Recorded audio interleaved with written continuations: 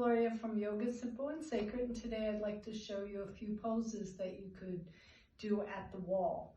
It's very stabling, especially for your balancing poses, and it can actually help with your posture as well. So I thought we'd start with bringing our head, shoulders, and hips on the wall. If you can, maybe even your heels, and this will give you a pretty good alignment of where your head should be. Some of our heads go forward. So this will just kind of get you to have the right posture. And then if you feel it in your lower back a little bit, you can take your heels away. Of course, if your head doesn't hit the wall or touch the wall, then certainly you can just bring it away a little bit. But this is what we're going for, that nice, long, straight spine.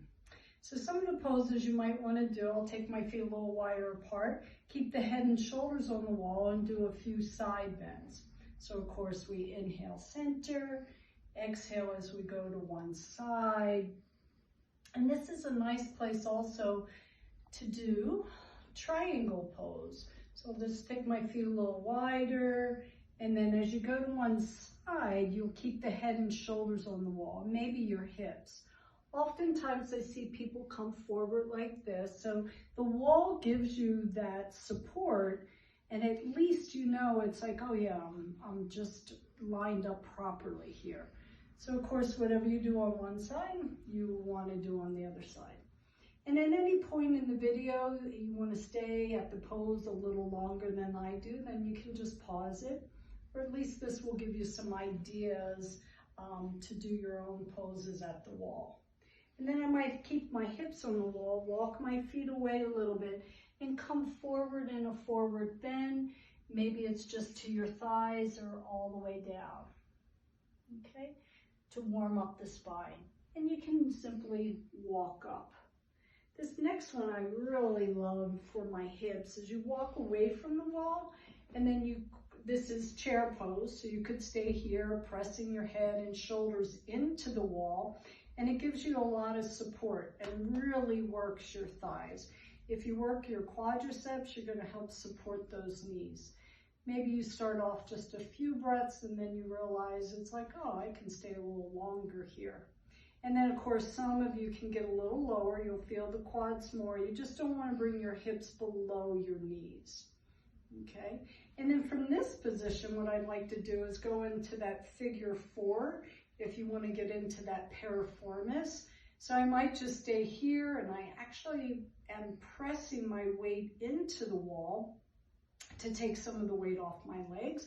But if I need a little bit more, then I can start coming forward. You could fold forward, maybe have blocks here, let your head go, but really a nice stretch in the piriformis, weight bearing as well.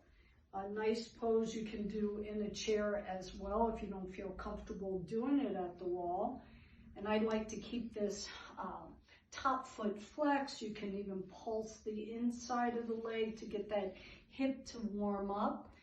And if you do this on a regular basis, I think that you'll start to see it's like, oh, I can come down a little further. That hip is opening up a little bit. But you don't have to spend like a lot of time. Just even a little bit of yoga is better than no yoga at all. That's my philosophy. And then when I come up, I like to do wall dog. You can do this at a kitchen counter as well. The hands are on the wall, and then you walk back. So here, I might start off with bent knees, try to get my spine nice and long. I don't want to just drop the head down. It's right in between my biceps there. And then little by little, maybe I can straighten the legs and get the hamstrings. But again, you don't want to arch here so much. You want to keep that spine long. This could be nice also if you have scoliosis. You know, you just wiggle into the pose a little bit and try to lengthen out that spine. And then when I come out of this, I like to just kind of walk in, come up nice and slow.